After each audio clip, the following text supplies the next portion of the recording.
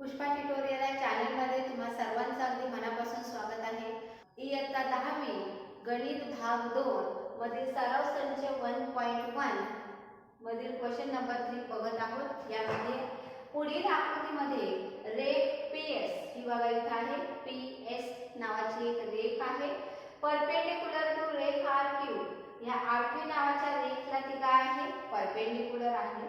रेख QT ही आहे QT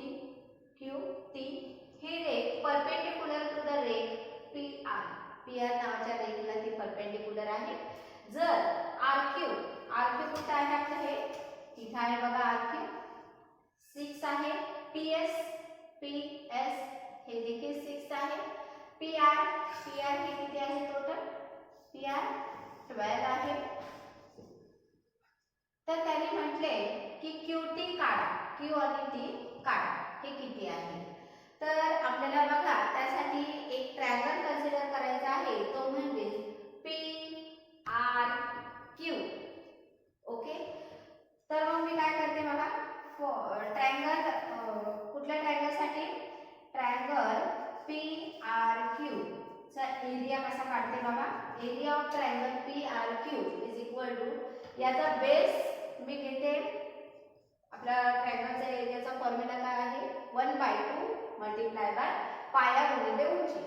याचा पाया RQ मल्टिप्लाय बाय त्याची हाईट आहे PS. याला देते मी इक्वेशन नंबर 1. सेम मी एरिया काढते ट्रायंगल PRQ चा, तो म्हणजे 1/2 मल्टिप्लाय बाय त्याचा पाया घेते इथं PR मल्टिप्लाय बाय त्याची हाईट किती आहे त्याची? TQ. हा झाला माझा इक्वेशन नंबर 2. आता मी हे दोन्ही इक्वेशन इक्वेट करते. ओके, तर मग काय मिळणार बघा, 1/2 multiply by RQ multiply by PS is equal to 1/2 multiply by PR multiply by TQ. हे इक्वेशन मी अशा पद्धतीने घेतलेले आहे, कारण माझा ट्रायंगल एकच आहे आणि माझ्या ट्रायंगलचे स्टेटमेंट 2 आहे. मग मी त्या दोन्ही स्टेटमेंट ट्रायंगलच्या इक्वेट केल्या. 1/2 गेट कॅन्सल. RQ ची व्हॅल्यू आहे 6 मल्टिप्लाय बाय PS ची व्हॅल्यू किती आहे? 6 इज इक्वल टू PR ची व्हॅल्यू आहे 12 मल्टिप्लाय बाय TQ जी आपल्याला काढायची आहे. ओके, आता हे इक्वल टू साइड आहे, या साइडला मल्टिप्लिकेशन मध्ये आहे. जेव्हा ते त्याच्या ऑपोजिट साइडला जाईल तेव्हा ते डिव्हिजन बनेल. म्हणजे 6 multiply by 6 divided by 12 is equal to TQ. आता बघा हे 6 आणि 12 दोन्ही एकाच टेबल मध्ये आहेत. मी काय करणार? 6 1 जा 6, 6 2 जा 12. त्यानंतर 2 1 जा 2, 2 3 जा 6. काय आलं माझं आन्सर?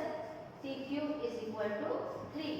म्हणजे मी काय केलं, सेम ट्रायंगल घेतलं, त्या सेम ट्रायंगलला दोन वेगवेगळ्या स्टेटमेंटने एक्सप्लेन केलं आणि त्यानंतर मग ते इक्वेशन इक्वेट करून TQ ची व्हॅल्यू काढली. ही आहे 3. तर अशा पद्धतीने तुम्ही अगदी सिंपल मेथडने जे काही दोन नंबर्स असतील ते दोन नंबर्स जर एका टेबलमध्ये येत असतील तर तोच टेबल घ्यायचा, त्याला डिवाइड करून अगदी सिम्प्लिफाय पद्धतीने आपण आन्सर काढू शकतो. मला वाटते तुम्हाला हा प्रॉब्लेम नक्कीच समजला असेल. अशाच पुढचे वेगवेगळे नवीन प्रॉब्लेम जर समजून घ्यायला असेल तर चॅनल सबस्क्राईब करून बेल आयकॉनवर क्लिक करायला विसरू नका. म्हणजे जसा व्हिडिओ अपलोड होईल त्याचं नोटिफिकेशन तुम्हाला मिळेल आणि तुम्ही लगेच घर बसल्या आपले कन्सेप्ट क्लिअर करू शकता. थँक्यू.